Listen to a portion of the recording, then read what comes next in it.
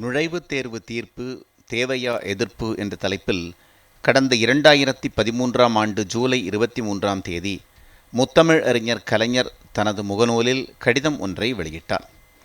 அதில் திமுகவை பொறுத்தவரை நுழைவுத் தேர்வு எந்த வடிவத்தில் வந்தாலும் அதை எதிர்க்கும் என்பதை மீண்டும் தெளிவுபடுத்திட விரும்புவதாகவும் குறிப்பிட்டுள்ளார்.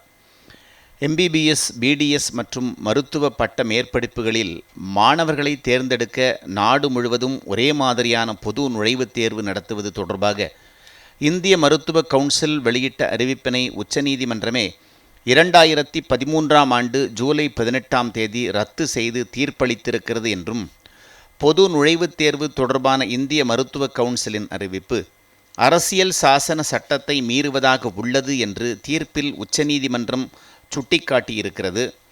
மேலும் ஏற்கனவே பொது நுழைவுத் தேர்வு மூலம் நடைபெற்ற மருத்துவ மாணவர்கள் சேர்க்கையை இந்த தீர்ப்பு எந்த வகையிலும் பாதிக்காது என்றும், இந்த தீர்ப்பு மூலம் தனியார் மருத்துவக் கல்வி நிறுவனங்கள் மாணவர் சேர்க்கைக்காக தாங்களாகவே நுழைவுத் தேர்வை நடத்தி கொள்ள உரிமை வழங்கப்பட்டுள்ளது என்றும் தீர்ப்பிலே கூறியிருக்கிறார்கள் என்றும் அவர் சுட்டிக்காட்டியிருந்தார்.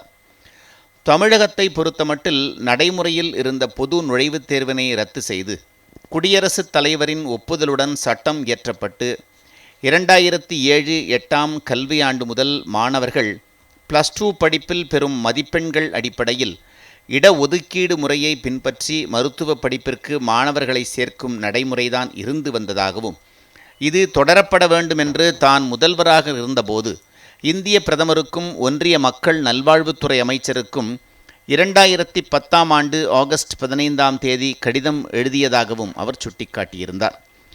தமிழ்நாடு அரசு எம்பிபிஎஸ் படிப்பிற்கு மேல்நிலை கல்வி தேர்வில் மதிப்பெண்களின் அடிப்படையில் சேர்க்கையை அனுமதிப்பது என்ற நிலையை உச்சநீதிமன்றத்தில் தெரிவித்ததும் அக்கடிதத்தில் சுட்டிக்காட்டப்பட்டுள்ளது.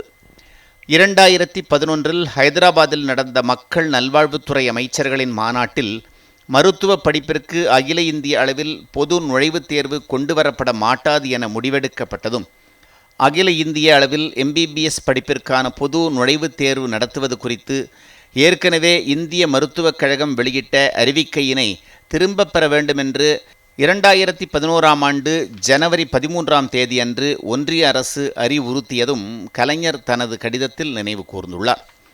எனவே தமிழகத்தில் நுழைவுத் தேர்வு முறையை ஒழித்தது திமுக ஆட்சிதான் என்பதை யாரும் மறந்திருக்க மாட்டார்கள்.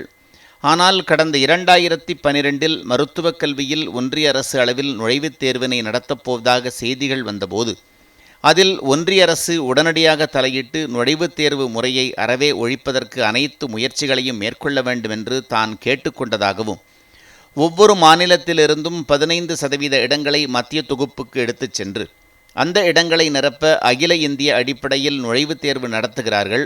அதுபோலவே மருத்துவக் கல்லூரிகளில் முதுநிலை பிரிவில், அதாவது MD-MS போன்ற வகுப்புகளில் சேருவதற்கும் அகில இந்திய அளவில் நுழைவுத் தேர்வு வைக்கப்படுகிறது. இவ்வாறு மத்திய தொகுப்புக்கு எடுத்துச் செல்லப்படும் இடங்களில் பிற்படுத்தப்பட்டோருக்கு தனி ஒதுக்கீடு அறவே இல்லை.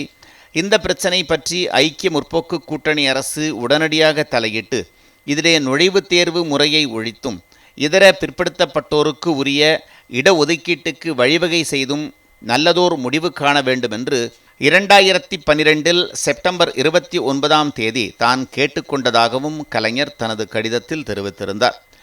கிராமப்புற மாணவர்களின் நலனை கருத்தில் கொண்டு தமிழக அரசு குடியரசுத் தலைவரின் ஒப்புதலோடு பொறியியல் மற்றும் மருத்துவக் கல்விக்கான நுழைவுத் தேர்வினை 2007-8 கல்வியாண்டு முதல் ரத்து செய்து சட்டம் இயற்றியதாகவும், இதன் காரணமாக சமூக மற்றும் பொருளாதார நிலைகளில் பின்தங்கியுள்ள கிராமப்புற மாணவர்கள் பெரிதும் பயனடைந்து வருகின்றனர் என்றும் கலைஞர் தனது கடிதத்தில் குறிப்பிட்டிருந்தார். திமுகவை பொறுத்தவரை நுழைவுத் தேர்வு எந்த வடிவத்தில் வந்தாலும் அதை எதிர்க்கும் என்பதையும் தெளிவுபடுத்திட விரும்புவதாகவும் முத்தமிழ் அறிஞர் கலைஞர் தனது கடிதத்தில் தெளிவுபடுத்தியிருந்தார்.